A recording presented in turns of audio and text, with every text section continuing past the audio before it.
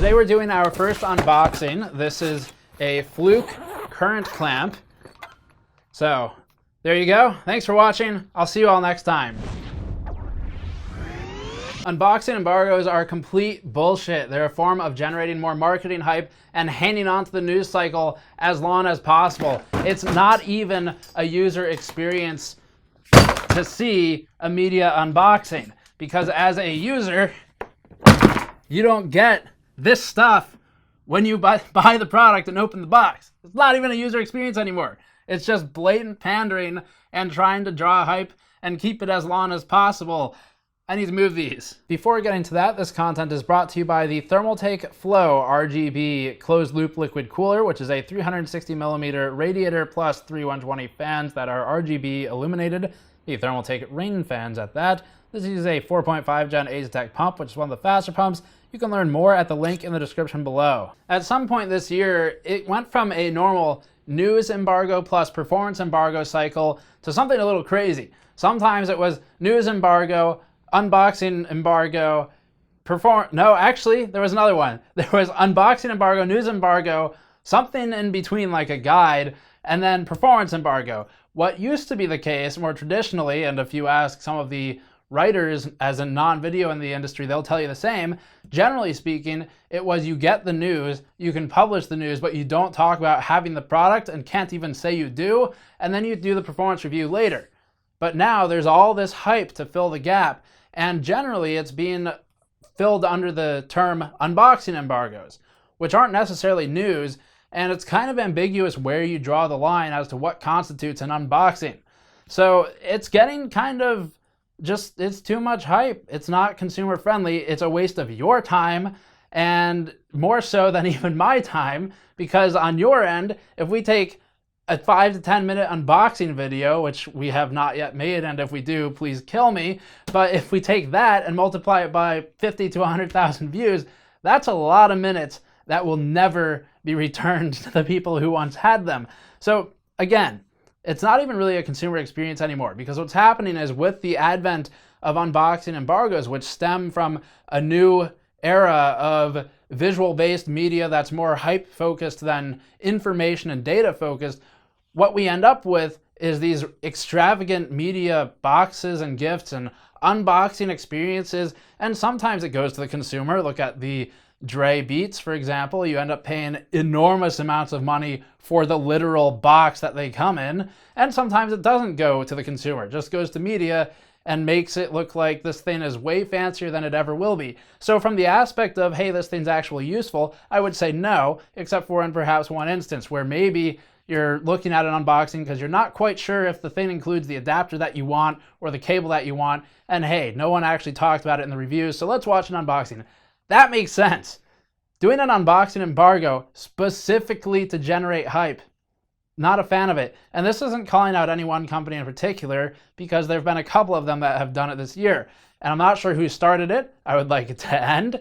But this year, it's basically been more and more pushing the limit by both the companies and by the media, and we do this too, I'll tell you in a minute, to figure out how much can you, on the company side, it's how much can they market the product and stretch out that launch time frame as long as possible to keep hype and interest.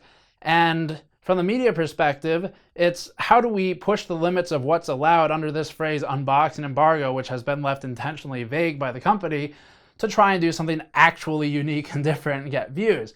So everyone is playing into it, but in different ways. For example, with the point of where do you draw the line, where does it stop, when we're told unboxing embargo, what we do is take the product and disassemble it, never open it from the box, but hey, this is part of my unboxing process, so it falls under an unboxing embargo, does it not? And then you see other channels doing PC builds and things like that, and this isn't a beef against them, because I totally agree with their perspective and what they're doing. Again, we took it apart, they built a PC. Where's the line? Both are unboxings and neither have performance numbers. I guess ours is more of a, well, it's just taking it apart, but it doesn't have a performance metric attached to it, so you don't really get yelled at for it.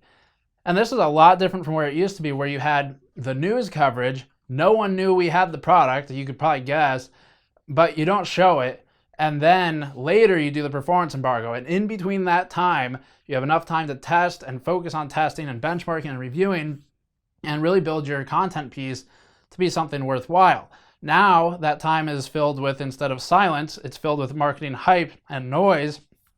And a lot of that is generated by media, and a lot of it's generated by the company, because everyone's fighting for views to survive in a pretty fierce industry. And if you start looking at things like logical fallacies, you could pull the slippery slope one and draw a parallel to the games industry. I used to basically only cover games before moving over to the hardware side. And on the game side, there was a trend that's now more popular where you would get these special embargoes depending on who you were. Are you an influencer on YouTube, or are you a reviewer? And if you were an influencer, then you would get a special embargo for some games where you could post Let's Plays that were non-critical to show the game before launch. If you were a reviewer, well then screw you, post your review when it launches like everyone else. So that's kind of where you want to avoid getting that direction, because ultimately with an unboxing, you really can't be that critical. Because to be critical, really properly anyway, to be critical, requires data. You can't just be an asshole and call it a day. So ideally you have some data to back it up, and just doing an unboxing isn't going to give you that data.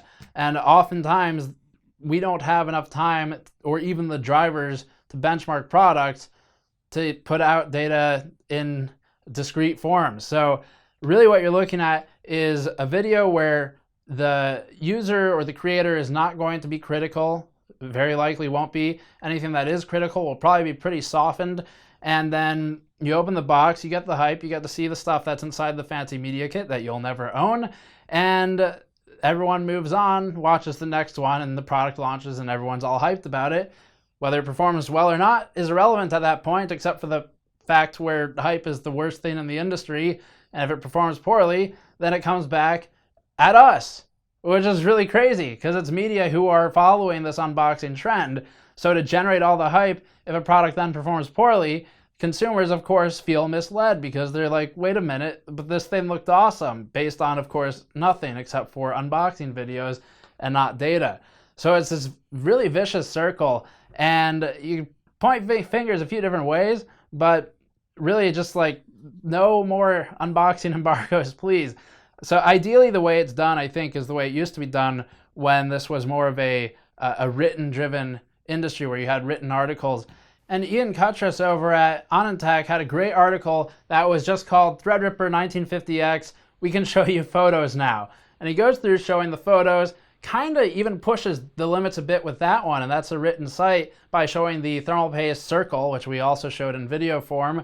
So even they're just pushing it a little bit. And then at the bottom, he's got a personal note that's actually really well written about the state of the industry and the same thing, about how unboxing embargoes are based on a new form of media, which is video, that we obviously play a part in.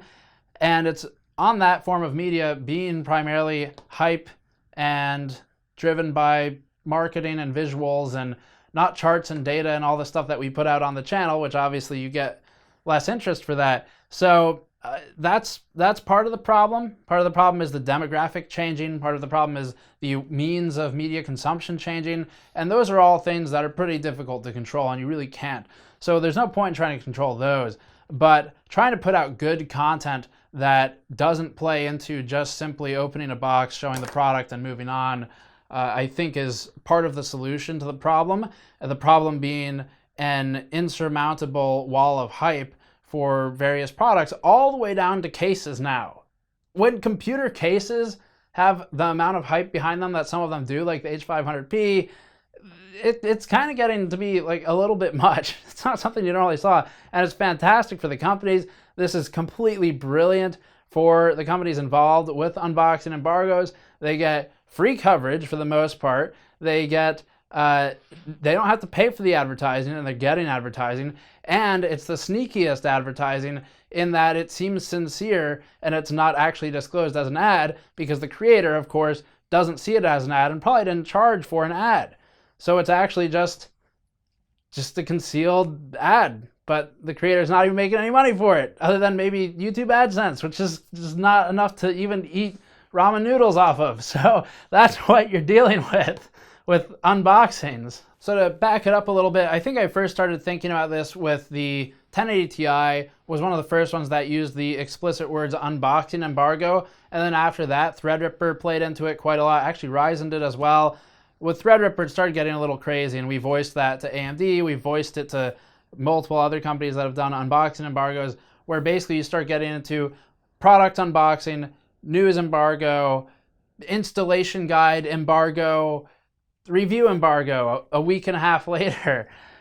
And really, why does the installation guide, why does the news embargo, why does the unboxing, why do those have to be separate things? Just all in one, or just the news and that's it, and then do the rest later.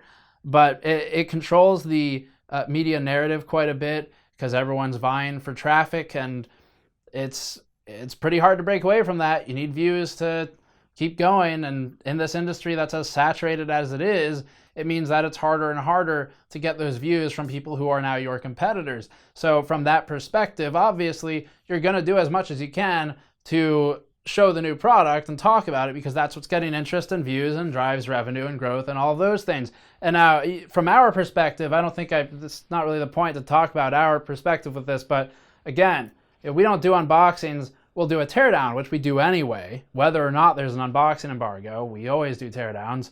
But the reason I'll post them with an unboxing embargo lift is because it's unique content. It tells you a bit more. We can actually start drawing conclusions about the product. Look at the VRM, for instance, before even getting to the performance. So you actually start getting some good information there, and it is pushing the boundaries a little bit as to what's allowed.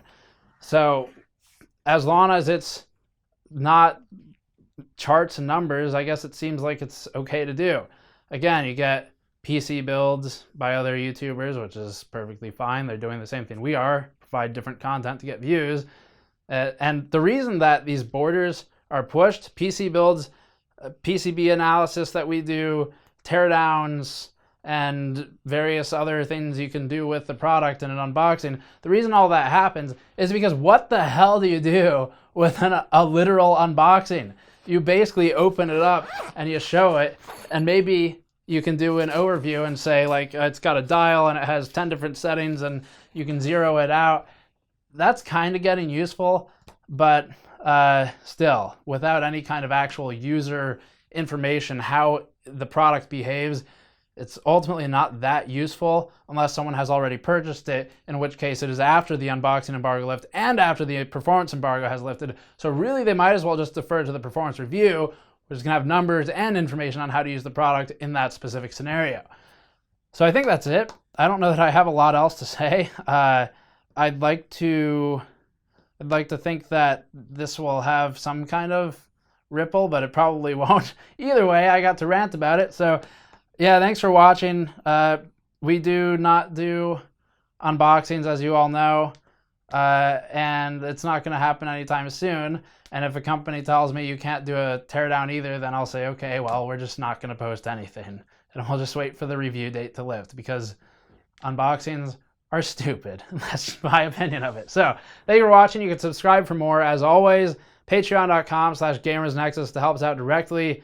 I'll see you all next time, if there is one. If the cabal of media relations people don't get me when I leave later today.